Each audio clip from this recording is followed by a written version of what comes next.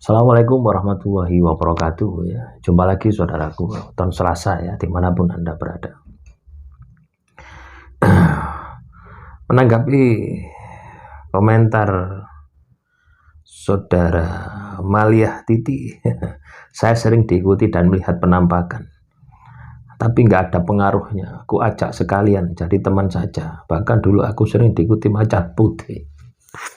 Apakah Anda yakin dengan komentar ini? Ya, tidak mungkin lah, tidak ada pengaruhnya. Gitu. Anda berteman dengan orang jual minyak wangi, ya kecipratan wangi. Anda berteman dengan iblis, ya akan menjadi iblis. Anda berteman dengan orang baik, juga akan kecipratan kebaikannya. Ya, Anda bisa melihat seseorang itu dari komunitas dia itu berkumpul. Nah, itulah yang disebut dengan bagaimana pengaruh lingkungan ya, itu berpengaruh terhadap diri kita. Mau lingkungan apapun teman-teman ya, Anda terjebak dalam dimensi kodam misalnya ya, suka dengan hal-hal yang mistis, maka Anda akan ya masuk ke dalam komunitas itu ya. Iya, akan masuk ke dalam komunitas itu, akhirnya masuk ke alam ilusi, alam halusinasi. Nah, jadi pengaruh lingkungan itu sangat luar biasa. Ya.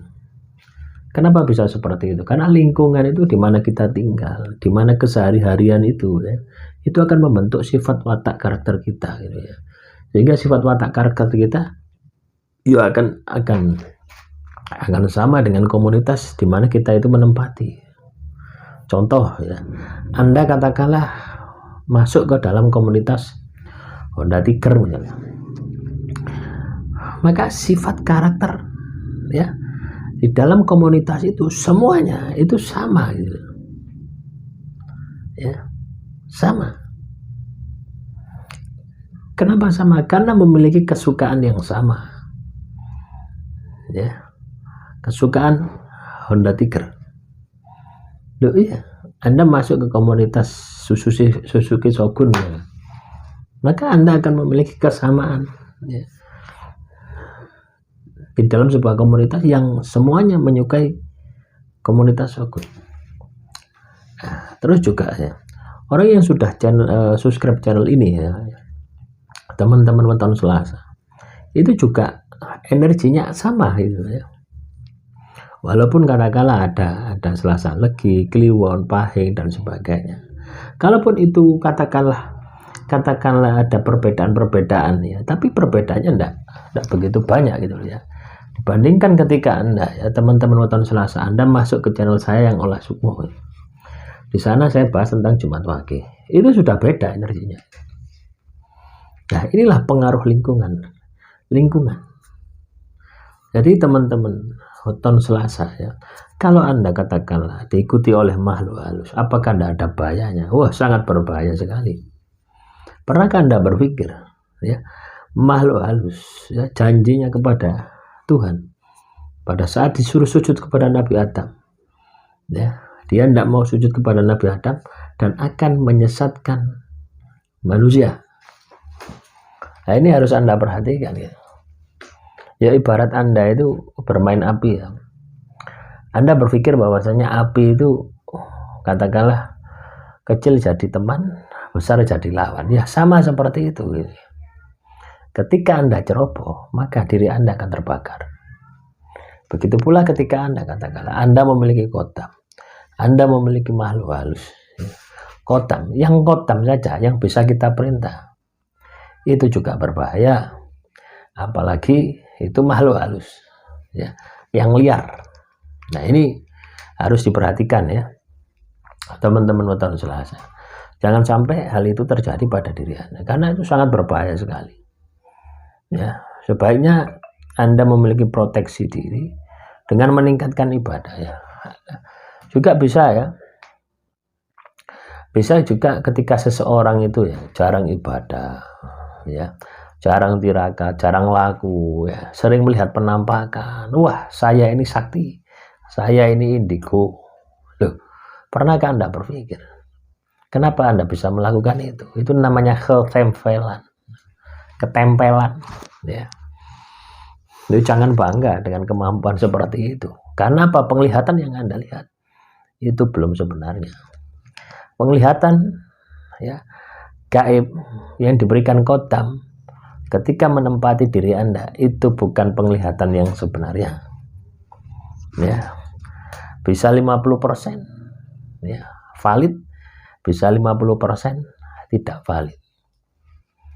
Tapi penglihatan batin Anda dari hasil mendekatkan diri Anda kepada Tuhan itu yang valid. Ya. Jadi hati-hati ya teman-teman Weton Selasa ketika Anda ini berinteraksi dengan makhluk halus ya.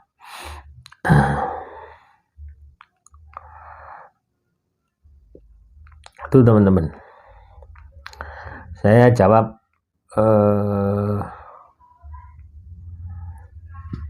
komentar saudara kita ya.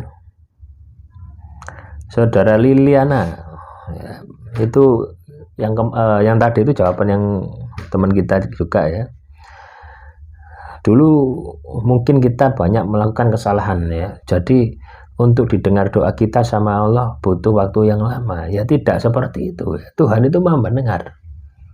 Ya, doa Anda ini selalu didengar. Ya, ya Sami itu kan Tuhan itu Maha mendengar ya. Ya Sami ya Basir. Ya, sehalus apapun doa Anda itu pasti didengar sama Tuhan. Tapi soal dikabulkan ya beda lagi gitu ya. Apakah ada kaitannya dengan kesalahan kita di masa lalu? Ya bisa jadi ya. Bisa jadi ada kesalahan di masa lalu. Lah coba Anda periksa gitu ya. Kenapa doa Anda ini tidak dikabulkan? Kalau itu katakanlah Anda melakukan ya atau pernah melakukan sebuah kesalahan ya. Artinya apa yang diperintahkan Tuhan itu tidak Anda abaikan wis itu. Kasarannya Anda abaikan.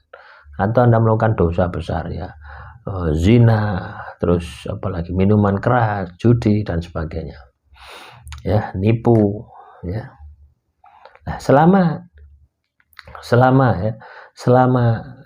itu tidak dimaafkan sama Tuhan ya, maka apa yang Anda minta itu sulit untuk dikabulkan ya, walaupun ada yang dikabulkan ya. Coba Anda lihat ya teman-teman Weton Selasa, ketika seseorang itu jauh dari Tuhan itu doanya kok juga dikabulkan. Kenapa bisa seperti itu? Nah yaitu karena Tuhan itu Maha Adil. Tidak peduli ya Anda mau katakanlah berada di jalan yang benar, di jalan yang salah, ketika berdoa ya tetap dikabulkan. Tapi ketika Anda memiliki sebuah keyakinan bahwasanya doa Anda itu tidak dikabulkan karena dosa-dosa Anda. Nah, yang paling luar biasa ini adalah kesadaran dirinya ini loh. Itu lebih luar biasa daripada apa yang Anda minta gitu. Dunia seisinya gitu. Artinya apa? Di situ ada kesadaran diri. Di situ ada perjalanan spiritual gitu. Di situ ada perjalanan Tuhan. Yang ini harus Anda sadari. Jadi ketika katakanlah doa Anda tidak dikabulkan, terus Anda memiliki kesadaran diri bahwasanya oh saya ini karena banyak dosanya, saya ini karena banyak tidak benernya sama Tuhan. Nah akhirnya apa yang terjadi? Anda akan membersihkan diri, Anda akan ibaratnya itu mencuci, menghilangkan dosa-dosa Anda dengan melakukan pertobatan. Nah, kalau sudah itu terjadi pada diri Anda, maka dosa Anda ini akan dibersihkan sama Tuhan dan pasti akan dikabulkan. Nah, dua hal ini ya. Misalkan ya Anda ini berada di jalan salah, dukun santet, dukun sihir, dukun teluh. Yang satu ya kiai, ya, berada di jalan lurus ya misalnya. Dua ini ya, ketika mereka ini tirakat, sama-sama dikabulkan. Ya coba ya dukun misalkan mempelajari ilmu hitam. Mempelajari ilmu hitam itu juga berat lakunya. Ya ono poso, pati geni dan sebagainya. Juga berat. Akhirnya dia itu diberikan ya kekuatan ilmu hitam. Loh, sama loh. Kiai pun juga sama. Ketika dia itu beribadah kepada Tuhan, tirakat dan sebagainya, dia pun juga akan diberikan karomah. Sama-sama. Disinilah keadilan Tuhan. Ya, tapi di sini yang satu sisi negatif, yang satu sisi positif. Ya, hidup ini pilihan dan semua itu sudah ada konsekuensinya. Kalau negatif tempatnya di neraka, kalau positif tempatnya di surga. Nah, silakan itu Anda pilih. Ya. Silakan itu Anda tentukan, ya. Tapi ketika Anda memiliki kesadaran diri bahwasanya doa Anda tidak dikabulkan karena kesalahan-kesalahan yang pernah Anda lakukan di masa lalu, wah itu sangat luar biasa, ya. Itu sangat luar biasa, ya.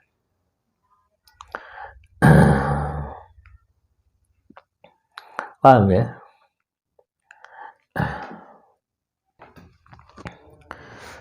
Juga menanggapi komentar saudara kita, ya. Penyakit sihir, kepala, dada sakit, nggak bisa fokus buat berpikir. Badan saya lemas, punggung saya selalu panas setiap jam 10 ke atas. Ada lintah di keramik, kalajengking dan sebagainya. Doakan saya. Akibat persaingan bisnis. Lalu apa yang harus Anda lakukan? Ya ibadah. Yang pertama Anda harus lakukan ya, ketika Anda ini sadar ya, sadar bahwasanya Anda ini terkena sihir. Biasanya ya, teman-teman nonton Selasa ya, ketika seseorang itu terkena sihir, itu kesadaran itu muncul ketika Anda itu parah gitu ya. Seperti yang saya alami, tidak sadar kalau saya ini terkena sihir. Ya. Terkena sihir mulai tahun berapa itu? 2014, 2014, 2013, 2013, 2013, 14, 15, 16, 17, 17 pada puncaknya, jepret. Itu. Ya. Ketika seseorang ya, setelah saya flashback teman-teman ya, saya putar lagi ya, memori saya putar lagi, itu selalu ada sangkut pautnya ya, kejadian-kejadian ya sakit yang pernah saya alami itu ada istilahnya itu ketika kita hubungkan itu energinya itu sama gitu. Nah, misalkan saya pernah ya ada di Kalbar ya. Di Kalbar itu di pesawat teman-teman nggak bisa jalan ya, digotong ya loh ya. Waktu itu mengunjungi proyek ya, sama bos saya di Surabaya. Mengunjungi proyek pembuatan pabrik kelapa sawit ya. Kita kontraktornya gitu, sipilnya gitu. Ya, saya ke sana ya. Sampai set sana enggak bisa bangun saya. Saya tidur di mes di barak itu. Tahu barak ya, barak itu kang itu kok kayu-kayu ngono guys. Gede-gede ngono. Turu nih guys. Enggak ada kasurnya ya kloso. Itu saya tidur di sana. Tidak bisa bangun, tidak bisa jalan selama 2 hari. Bos saya itu kasihan ya, kasihan sama saya.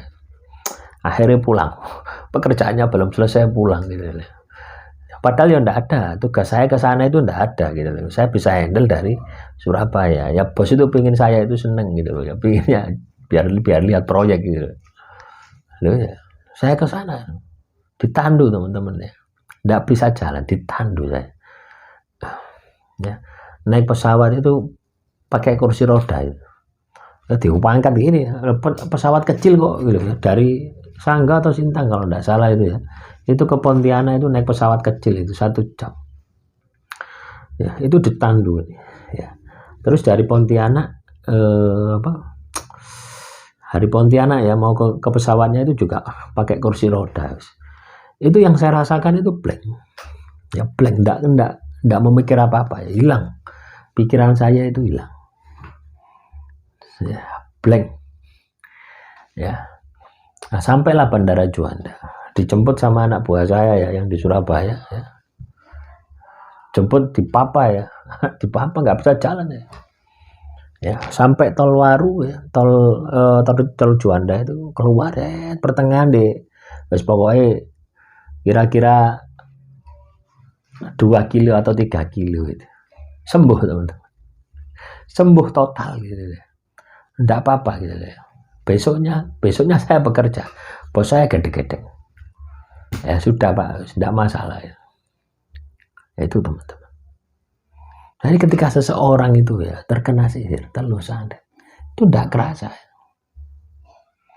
Nah, itu pun saya tidak berpikir bahwasanya itu adalah sihir telus santet itu. Kenapa? Oh, sembuh kok gitu loh.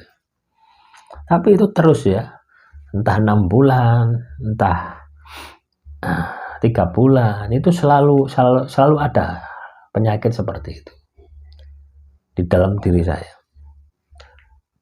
Sampai akhirnya 2017 ya terbongkar semua ya, pelakunya semuanya terbongkar semua, wis pek, nggak bisa bangun. Loh ya, kenapa kok bisa seperti itu? Muncul emosi di dalam diri saya, muncul rasa sakit yang sangat luar biasa ya. Nah itu teman-teman, sihir itu seperti itu. Jadi muncul kebencian, muncul dendam gitu. Loh ya, pikiran-pikiran untuk melakukan sesuatu yang jahat itu muncul ya. Ya alhamdulillah ya, alhamdulillah ya, di balik kejadian itu menyadarkan diri saya ya untuk kembali kepada Tuhan ya. Ya mungkin selama ini ya, pada waktu itu ya harus kita terobsesi dengan dunia gitu loh ya, dengan materi, isine mek kerja tok. Lho ya, isine mek kerja tok, wis tiada hari tanpa kerja. Ya. Mulai 2006 sampai 2017. Itu isine ya mek kerja tok wis. Coba bayangkan wis. Wis keliling Indonesia wis. Nah, setelah itu 2017 mungkin Tuhan menjawab doa saya, bahwasanya saya itu pengen di rumah gitu, pengen santai, bisa menghasilkan gitu, tidak mikir-mikir gitu, ditimpakan penyakit. Penyakit itu sihir tadi, mau macam-macam gitu. Nah, di sini kita melatih kesabaran. Di sini kita melatih namanya mengendalikan emosi kita. Karena ketika sihir ya, sihir itu akan semakin kuat ketika kita itu emosi. Ketika itu bisa bekal ya, jangan harap Anda bisa sembuh dari sihir kalau muncul emosi di dalam diri Anda. Apalagi kalau teman-teman tahun Selasa ini tahu pelaku sihirnya, oh si A, si B, si C, wah itu malah bahaya. Kita harus melepaskan itu, melepaskan ya. Ya kalau bisa Anda perlu tahu ya. Tapi kalau Anda sudah terlanjur tahu ya, yang perlu Anda lakukan adalah bagaimana supaya Anda itu bisa mengikhlaskan. Ya, anggaplah gitu ya.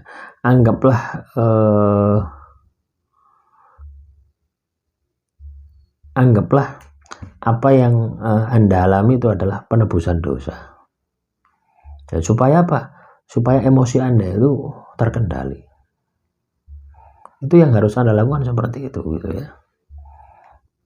Anggaplah seperti itu, penebusan dosa. Yang saya anggap seperti itu ya. Jadi penebusan dosa. Ya, hari-hari saya ya karena bekerja ya ndak iso ya. Bukan karena kita ndak mampu secara intelektual. Tapi kita itu berpikir apanya itu loh, apa? Fisik kita gitu ya.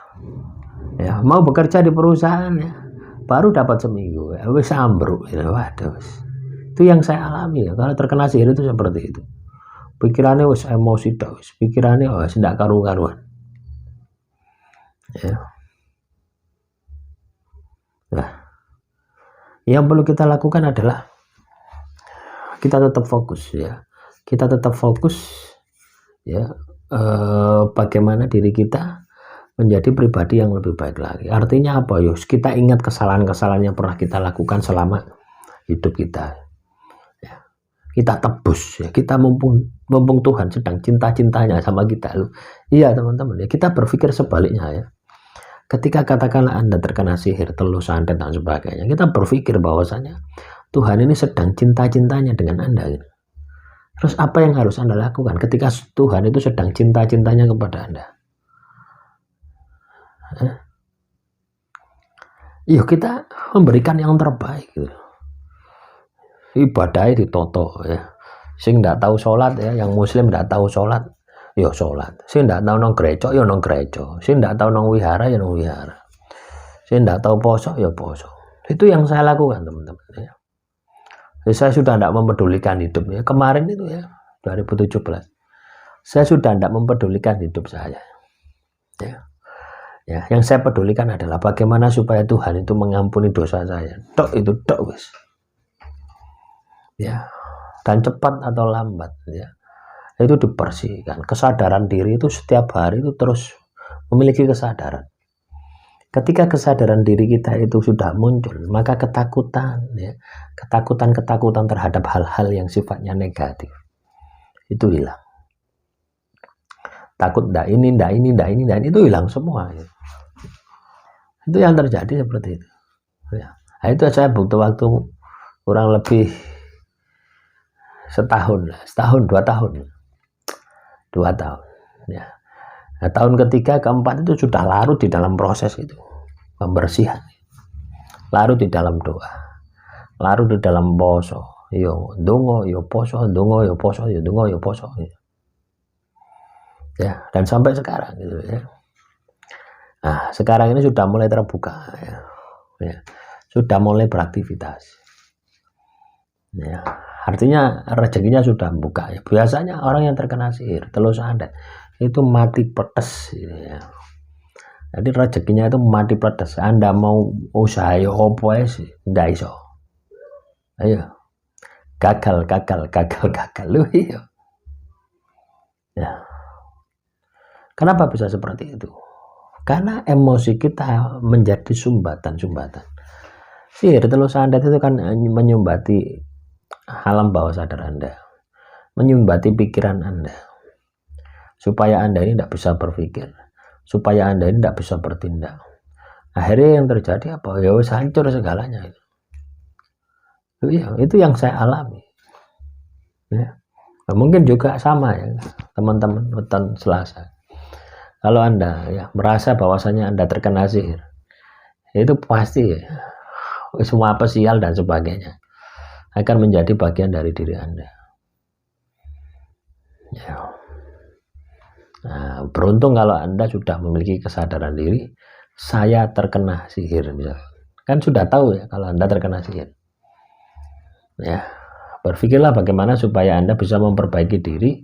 Berpikirlah bagaimana supaya Anda ini bisa keluar dari itu dengan mengendalikan emosi Anda, dengan mengendalikan amarah Anda. Dan saya yakin Anda pasti sembuh. Ya, demikian saudaraku Weton Selasa ya, tetap semangat, tetap optimis ya. Semoga materi ini ya, cerita kemana-mana ini ya, bisa menjadi pelajaran hidup bagi diri Anda. Dan semoga ya teman-teman Weton Selasa sehat selalu dimanapun Anda berada. Sehat itu penting teman-teman ya. Ketika kita katakanlah tidak sehat, itu kita itu tidak bisa melakukan aktivitas apa-apa. Ya, seperti yang saya alami, aktivitas di tempat tidur. Ya. Coba bayangkan ya, aktivitas kita itu di tempat tidur. Ya tetap ya, kalau katakanlah pikiran kita sudah tidak bisa mikir, gawian dikir. Nah, rumusnya di sana. Akhirul kalam, assalamualaikum warahmatullahi wabarakatuh. Salam rahayu, rahayu, rahayu, rahayu.